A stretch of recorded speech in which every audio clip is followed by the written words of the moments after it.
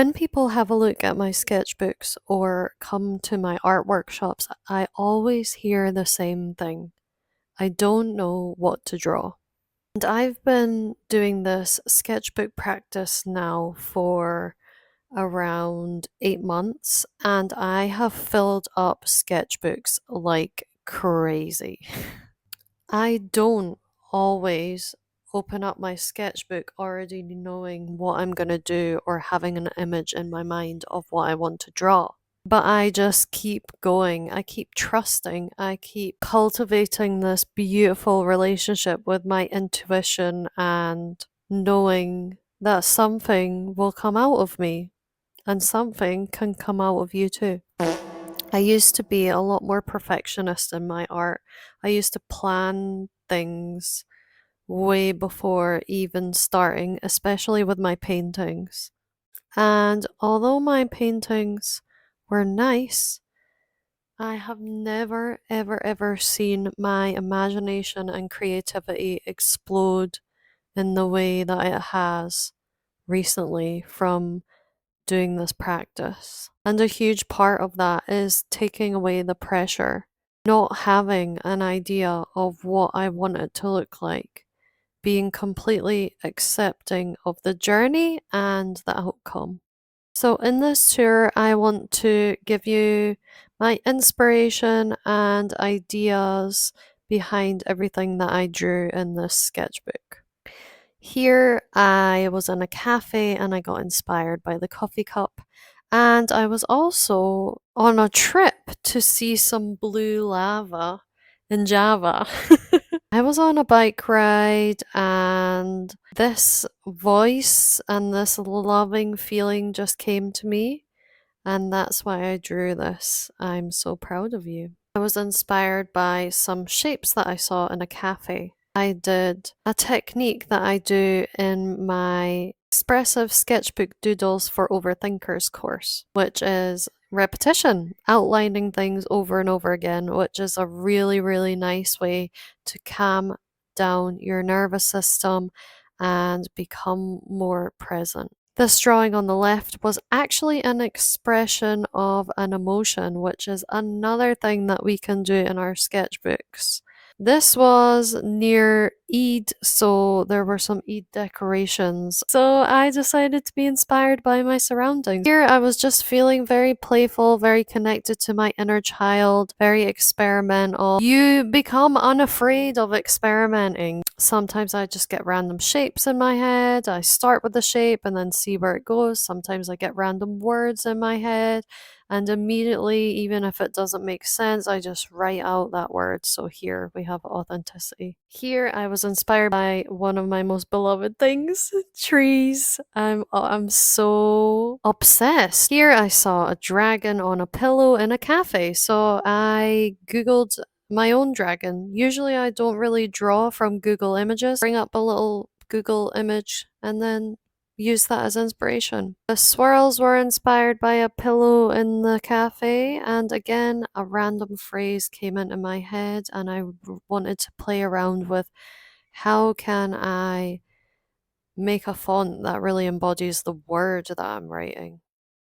This is something that I'm manifesting, so I just wanted to write that out, to put that out into the 3D universe.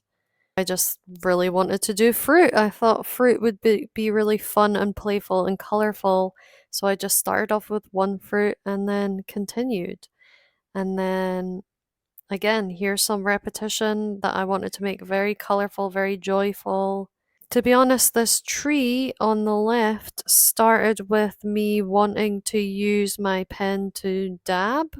So this actually started with me having a desire to use my pen in a certain way rather than starting with the image of a tree. This fire I drew when I was at the Udara Sunday Festival.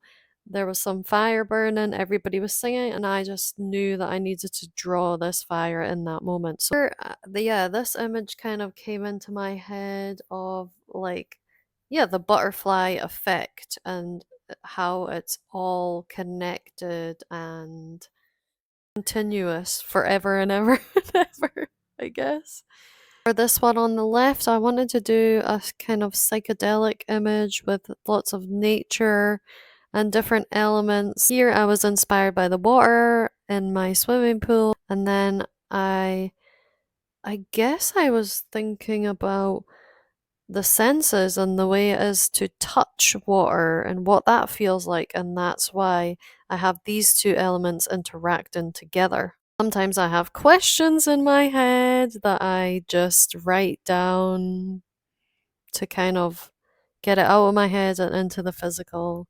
And then these vines with flowers were inspired by these plants in a restaurant that I really like. Again, sometimes, yeah, I just get random phrases in my head, random messages, and I like to just write them out. Sometimes I just feel a movement that I want to do, so here we've got spirals and wiggles. Perhaps I'm thinking maybe I was feeling some kind of emotion here. Sometimes I just write discoveries or things that I really want to affirm to myself. And then interestingly, this one on the right is one of my parts that I've drawn. I'm currently doing IFS, internal family systems, parts work with my therapist. I get really overwhelmed trying to just think about all my parts without being able to see them outside of myself. Again, when I just have some questions, I write them out and make it a bit more fun than just journaling.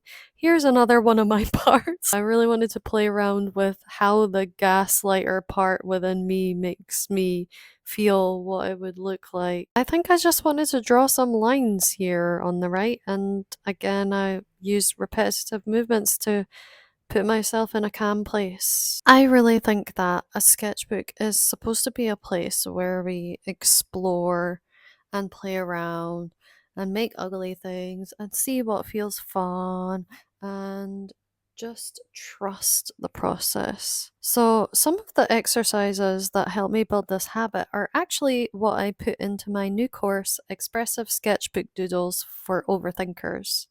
I made it for people who spend more time worrying about the page than actually drawing it.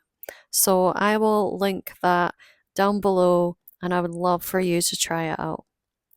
If there's one thing I'd want you to take away from this sketchbook, it's that you don't fill sketchbooks by having endless ideas. You fill them by giving yourself permission to make ordinary pages. Thanks so much for watching. I hope you enjoyed this. Please like this video, subscribe, and write a little comment because it really helps with the engagement and getting my message out to more people. Bye!